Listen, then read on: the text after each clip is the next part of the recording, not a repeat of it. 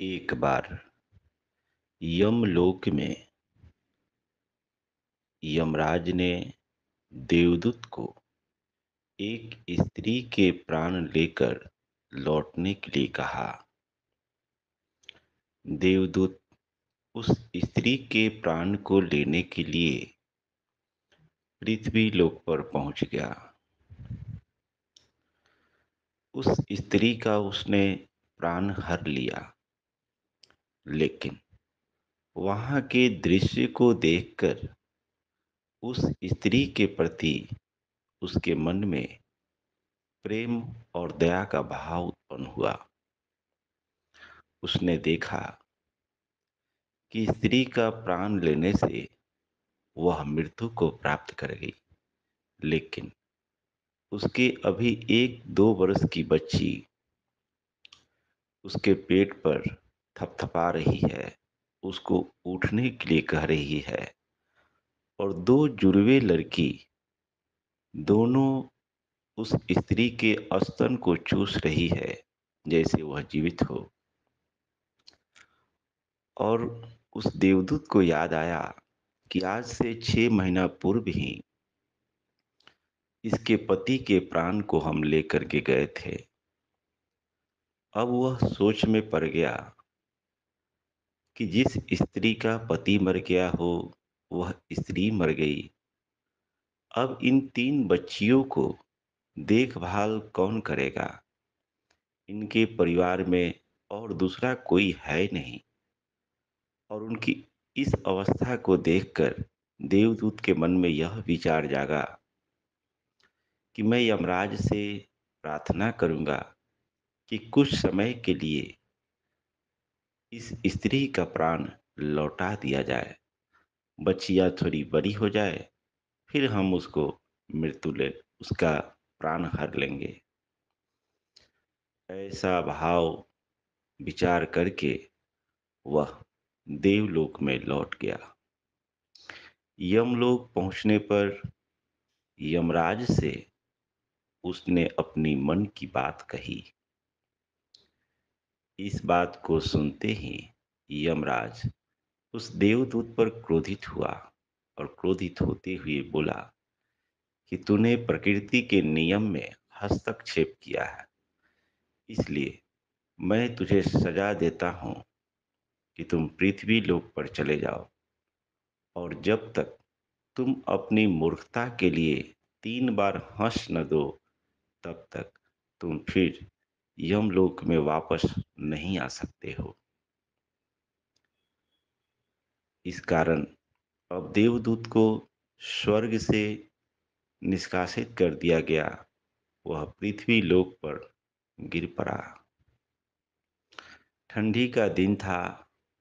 वह नग्न अवस्था में पृथ्वी लोक पर आया था। ठंड के कारण एक पेड़ के नीचे वह ठिठुर कर बैठा था।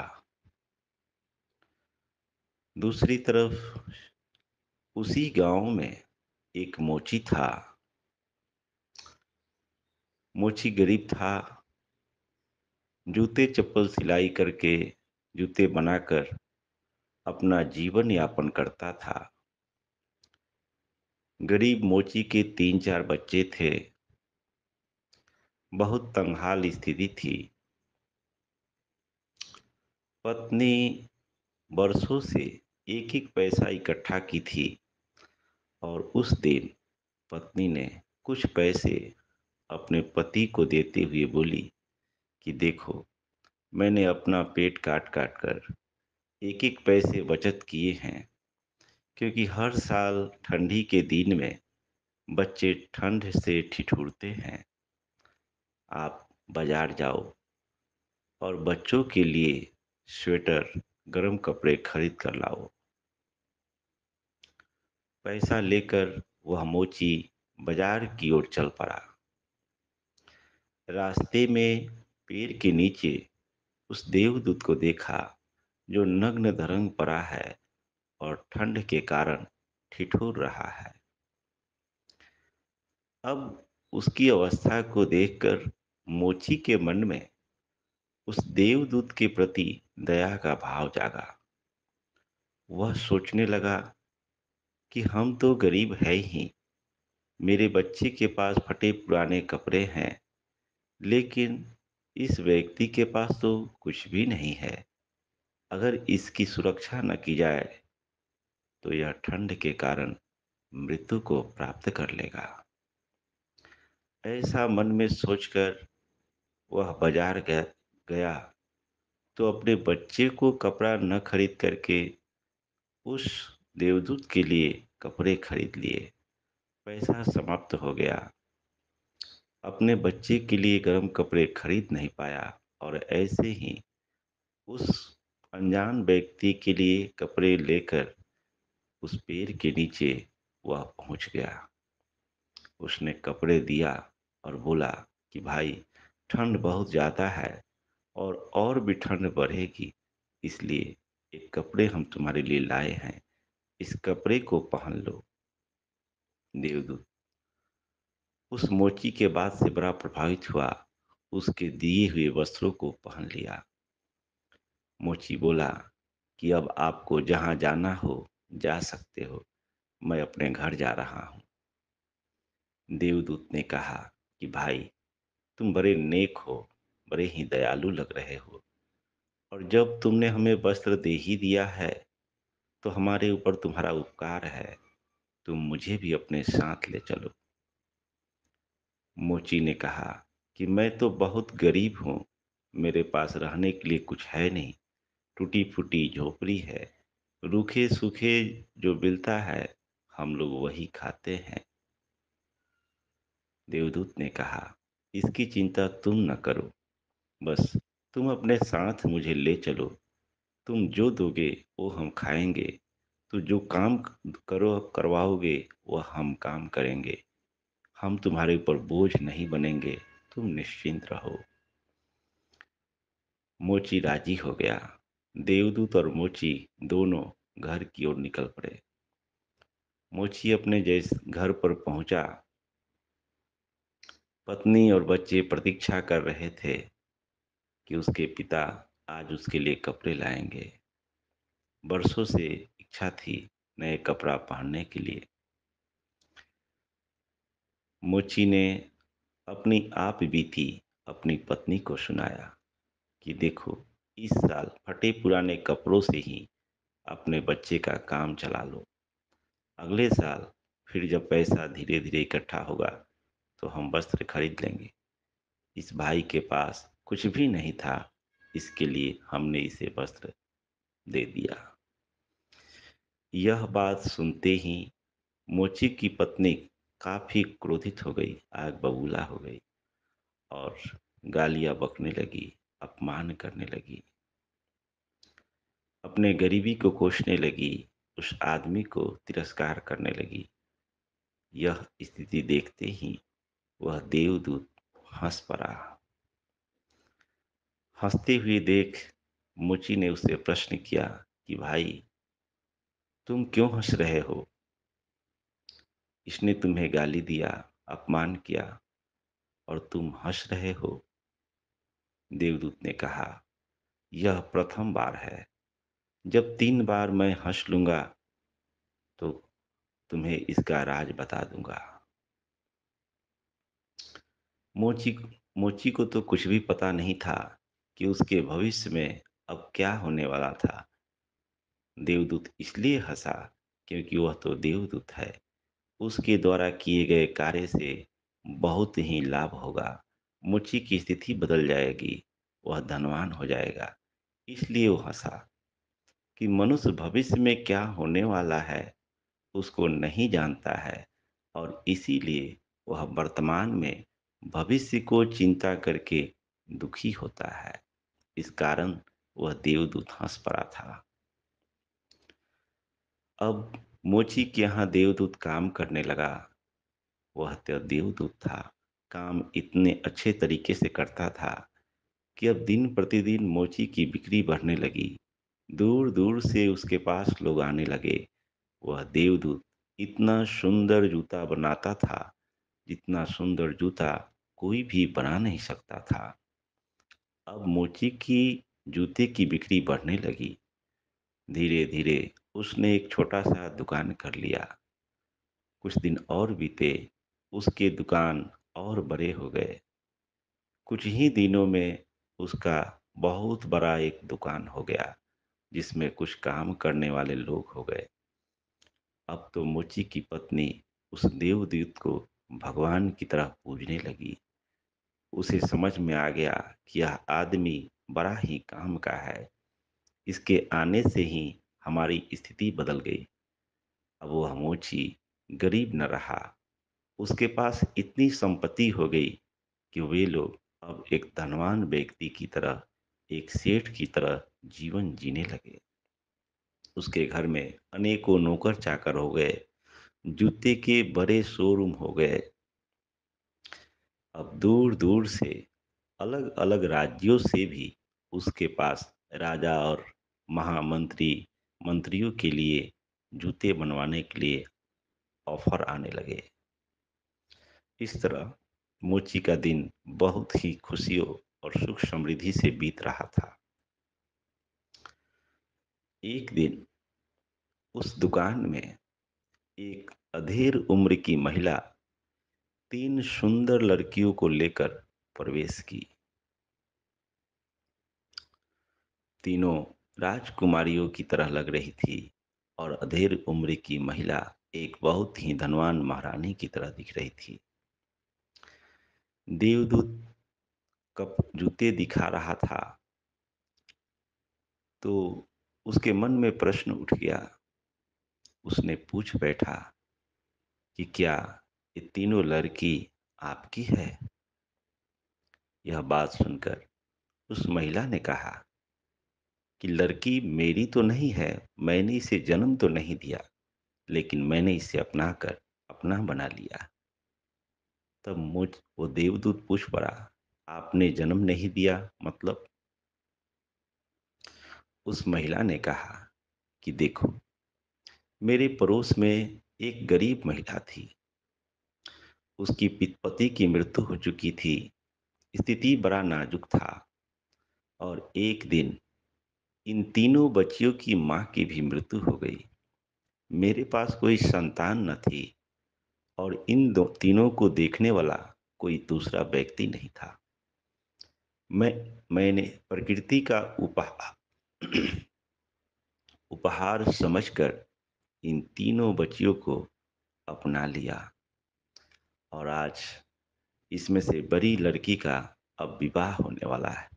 एक राजकुमार के साथ इसका विवाह तय हुआ है और उसी लिए हम इन तीनों को सुंदर जूतियाँ बनवाने के लिए इस दुकान में आए हैं, क्योंकि हमने सुना है कि इस दुकान की जूतियाँ जैसा मिलती है वैसा जूतियाँ कहीं भी नहीं मिलती है। देवदूत इस बात को सुनकर हंस पड़ा। उसे हंसे देखकर उसने पूछा कि भाई तुम हंसे क्यों?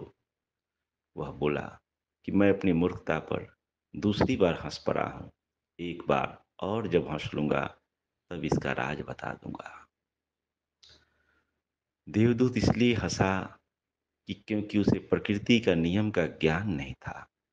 वह सोच में पड़ गया कि उस दिन अगर मेरे विचार से सहमत होकर यमराज इन तीनों बच्चियों के माँ के प्राण को लौटा देता तो आज ये लोग राजकुमारी नहीं होती। आज उस लड़की का विवाह किसी राजकुमार के साथ नहीं होता। क्योंकि वे तो बिल्कुल ही गरीब थे। इसलिए वह हंस पड़ा। धीरे धीरे समय बीत रहा था।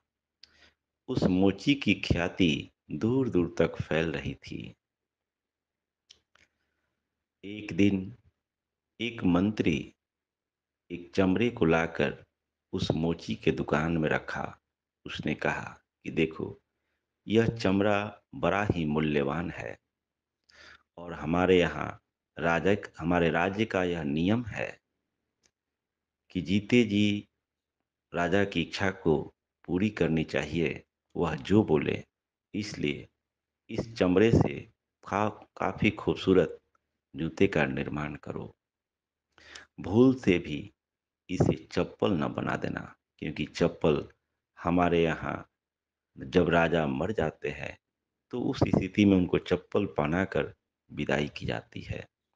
तो ध्यान रखना, यह बहुत कीमती चमड़ा है, इसका जूता बनाना, चप्पल नहीं। ऐसा बोलकर चमड़े देकर वह चला गया।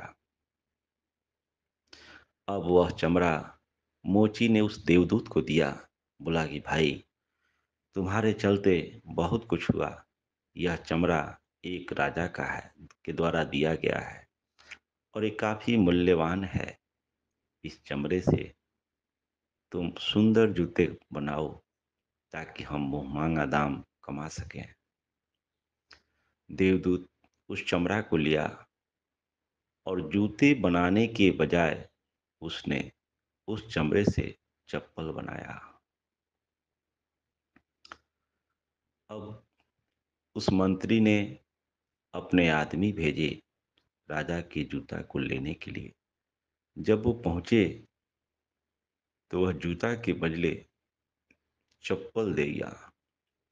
चप्पल को देखते ही वह मोची, जो सेठ बन चुका था, आग बबूला हो गया। उसने कहा कि अरे, तुम्हें तो बताया गया था कि तुम्हें जूता बनाना है। चप्पल तो राजा की मृत्यु के बाद पहनाया जाता है, और तुमने चप्पल बनाया। अब तो मेरा और तुम्हारा खैर नहीं। राजा को मालूम पड़ेगा तो हम सबको मृत्यु दंड देगा। और यह बात बोलते हुए मोची बहुत क्रोधित हुआ, और क्रोध में आकर उस देवदूत को भला बुरा कहने लगा। उसे एक डंडा भी मार दिया। उसकी क्रोध इतनी बढ़ी कि अब हम सब लोग मारे जाएंगे, कुछ भी नहीं बचा, कुछ भी नहीं बचेगा। ऐसा बोलते हुए वह तिरस्कृत कर रहा था, अपमानित कर रहा था। मोची अपना सर पीट रहा था कि अब क्या होगा, क्योंकि मंत्री के तरफ से यह आदेश दिया गया था कि ऐसा मूल्यवान चमड़े कहीं मिलते नहीं है, और मिला है तो इसका जूता ही बनना चाहिए। और तुमने चप्पल बना दिया, जो कि राजा मृत्यु के उपरांत पहनता है। इन दोनों में वार्तालाप चल ही रही थी, तभी वहां पर एक सैनिक दौड़ते हुए आया और मोची को बोला कि दिए हुए उस चमड़े का चप्पल ही बनना चाहिए। महामंत्री का आदेश है, क्योंकि अब महाराज की मृत्यु हो चुकी है, मर चुके हैं, और हमारे राज्य के नियम के अनुसार मृत राजा को चप्पल पहनाकर शव यात्रा निकाला जाता है। इसलिए उस चमड़े का चप्पल ही बनना चाहिए। इस बात को सुनकर वह मोची तो शून्य रह गया, और देवदूत तीसरी बार हंस पड़ा। अब मोची उस देवदूत के पैरों में गिर पड़ा और बोला कि भाई, अभी जो तुम हंसे उसका राज क्या है, और तुम कौन हो, तुम्हें कैसे पता था? अगर तुम चप्पल नहीं बनाते तो आज हम लोग की स्थिति काफी खराब हो जाती।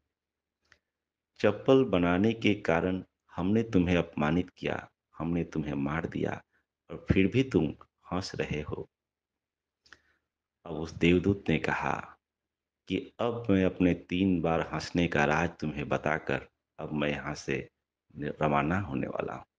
उसने सुनाया, प्रथम बार उन 3 लड़कियों के माँ के प्राण हरने की घटना को। दूसरी बार उसके पत्नी को नहीं जानने के कारण कि जो व्यक्ति हमारे घर में आया है वह हमारे लिए क्या कर सकता है। मोची की पत्नी को कुछ भी पता नहीं थी, इसलिए वह उस देवदूत को अपमानित की, कटु वचन बोली। देवदूत को तो पता था कि वह जिस घर में जाएगा उस घर की स्थिति बदल जाएगी, गरीब आदमी अमीर हो जाएगा, सब कुछ मिल जाएगा, इसलिए वो हंसा था। और आज मुझे ये पता था कि राजा की मृत्यु नज़दीक है, और इसलिए हमने जानबूझकर चप्पल ही बनाया, क्योंकि उसकी अंतिम इच्छा पूरी हो सके। इस बात को सुनकर वह मोची हाथ जोड़कर विनम्र होते हुए उस देवदूत को बोला कि जो हमसे गलती हुई उसका क्षमा करें। देवदूत ने कहा कि जो गलती हम किए थे वह गलती अब तुम मत करो। तुम अपने नादानी के कारण ही हमें अपमानित किए हो, क्योंकि तुम्हें भविष्य का ज्ञान नहीं था। इसलिए मनुष्य को हमेशा वर्तमान में स्थिर होना चाहिए। समस्या चाहे कुछ भी हो, प्रकृति के नियम के अनुसार समय आते आते सब कुछ बदल बदल जाता है। आज पूरे संसार में सारे मनुष्य इसलिए दुखी है क्योंकि वह भविष्य की चिंता करते हैं, और भविष्य की चिंता में वर्तमान के क्षण को भी दुख में गुजार देते हैं। कल का हमें पता नहीं है, और हम 10 साल 20 साल बाद की स्थिति को लेकर आज को हम खराब कर लेते हैं। मित्रों, यह कहानी में वास्तविकता है। आप अपने जीवन में अनुभव करेंगे कि जो जीवन में घटनाएं घटती है, उन सारी घटनाओं के पीछे कोई न कोई कारण होता है। इसलिए बहुत बार हम अनुभव करते हैं कि अच्छा हुआ ये घटना घटा, क्योंकि विपरीत परिस्थिति ही मनुष्य के एक अनुकूल परिस्थिति का द्वार खोलती है। जब जीवन में कोई दुर्घटना न हो, तो फिर जीवन में कोई विकास की संभावना भी नहीं रह सकती है। आप सबका मंगल हो, सबका कल्याण हो, सबका भला हो, सबकी स्वस्ति हो, सबकी मुक्ति हो, चहुओर सुख हो, चहुओर शांति हो।